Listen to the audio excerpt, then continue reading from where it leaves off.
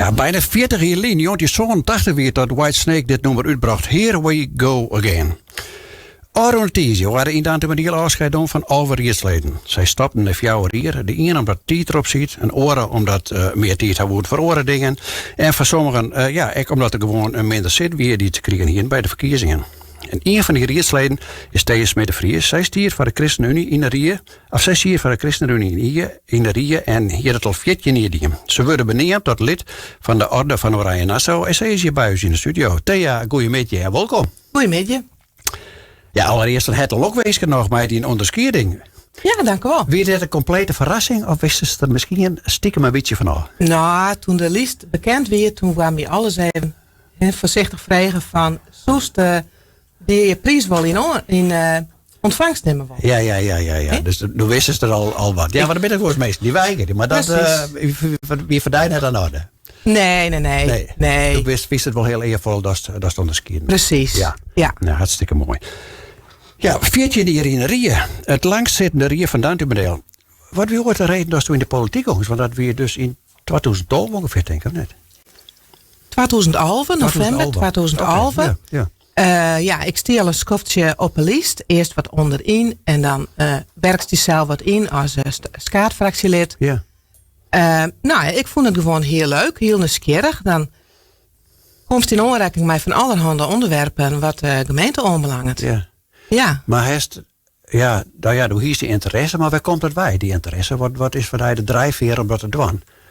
Nou, ik zie me toch wel als christen, dat is de incest voor de mensschap. Ja.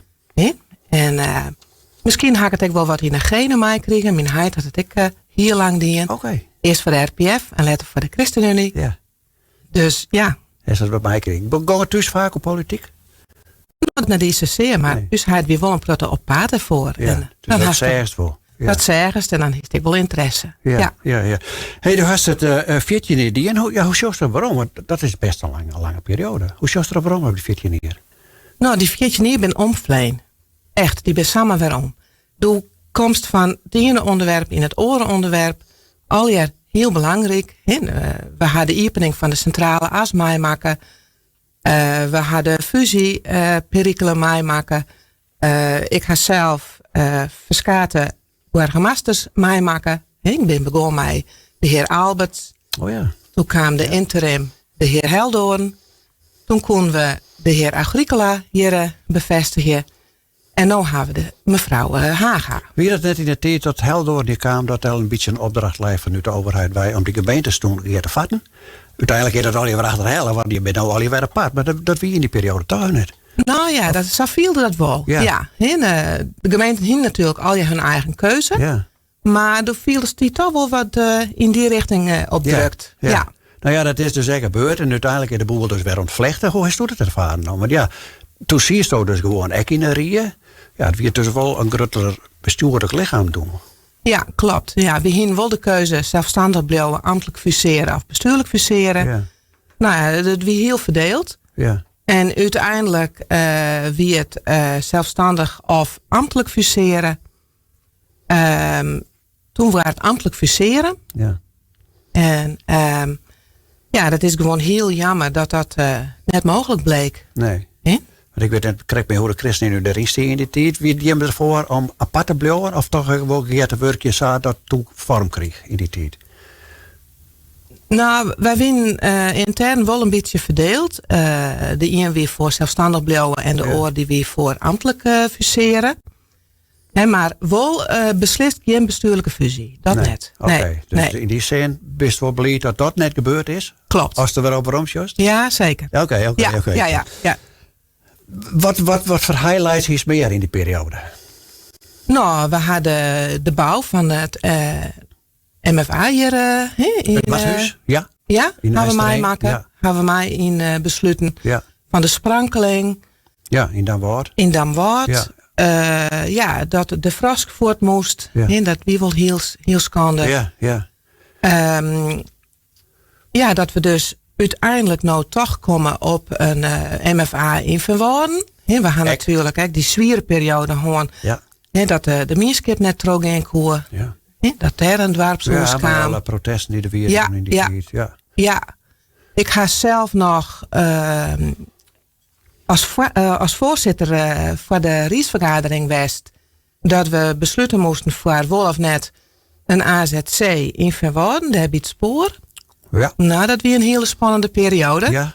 En dan komt er echt mij politie in het gemeentehuis, goede bewaking. Ja. Voor het geval, hè? Ja, dat het misgaan kan. Ja. Weet je dat, ben dat die op de punten of hoe zei ze dat?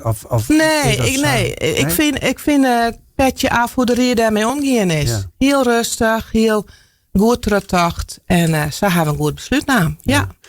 Nou ja, als we door de hechterpunten hadden, maar wat ik over door die op de punten hadden. Wat wie dat?